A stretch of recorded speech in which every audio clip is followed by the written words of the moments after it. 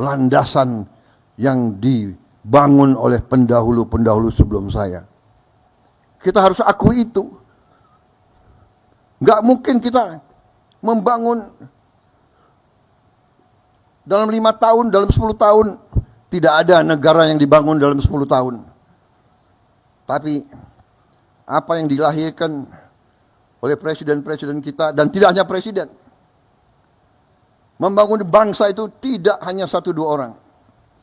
Jadi saudara-saudara, apa yang saya ingin sampaikan? Saya ingin sampaikan bahwa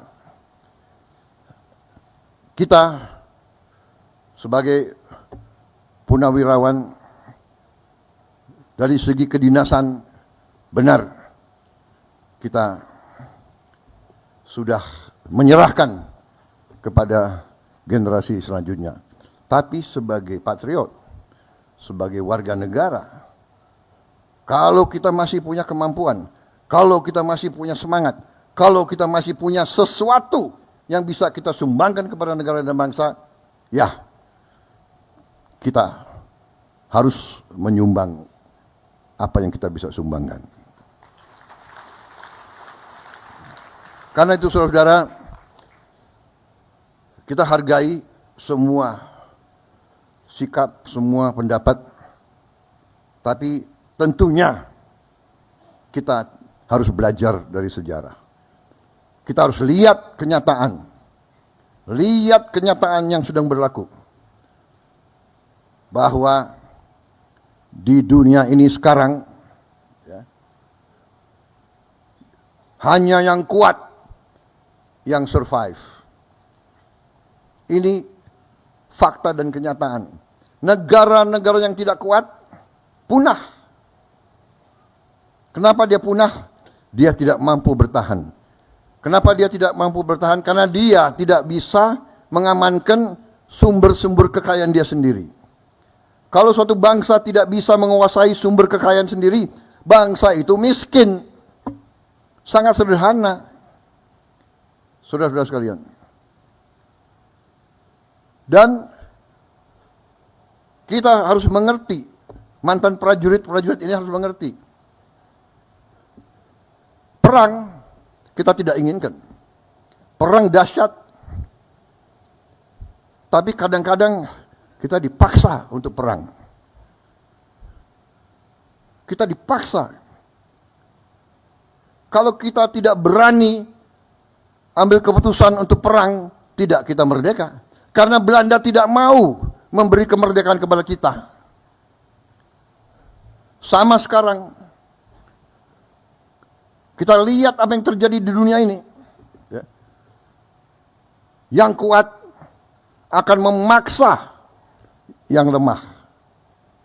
Karena itu saudara-saudara, saya sampaikan di mana-mana, kita harus sadar bahwa Indonesia selalu akan diganggu dan sedang diganggu. Kita tidak mau ganggu bangsa lain, tapi bangsa lain mengganggu kita. Kenapa? Karena kita kaya. Kita punya nikel terbesar di dunia. Kita punya boksit ke-6 terbesar di dunia. Kelapa sawit kita terbesar di dunia. Jangan kita anggap enteng kelapa sawit. Kelapa sawit sekarang sudah menjadi komoditas kritis, strategis. Setiap saya kemana, negara-negara mana, mereka minta, yang mulia, tolong kelapa sawit Indonesia kalau bisa prioritas kepada kami.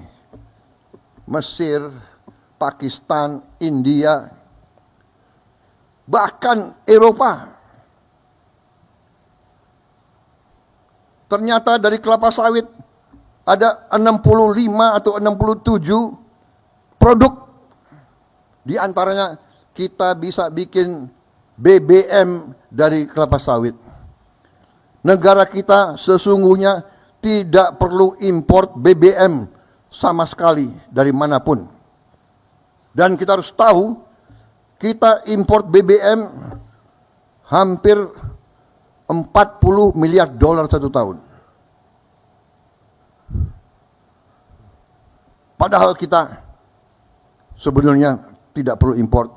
Dan saya dalam pemerintahan yang saya pimpin, saya bertekad bahwa Indonesia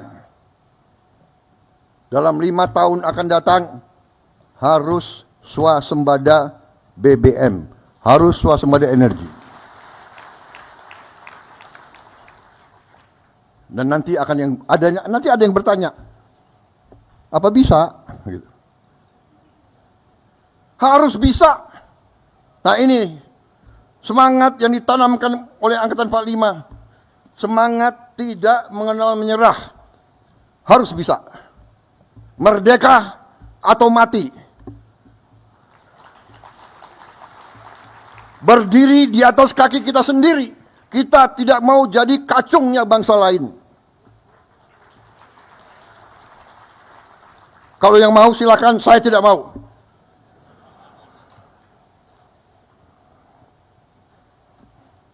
Ini salah pembina-pembina saya yang mendidik saya seperti ini.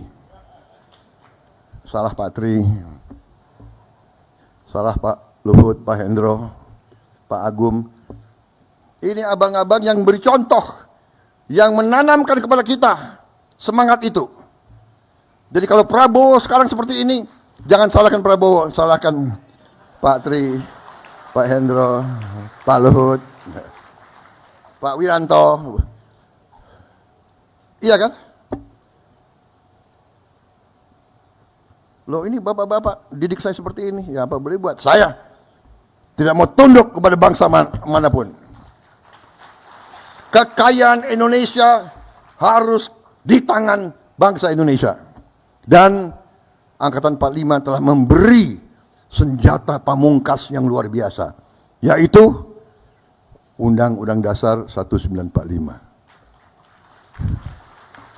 Perlu saya tayangkan pasalnya? Baik, saya kira waktu sudah habis. Ya, sebelum saya diusir, saya tutup dengan satu slide. Saudara-saudara, salah satu program kita nanti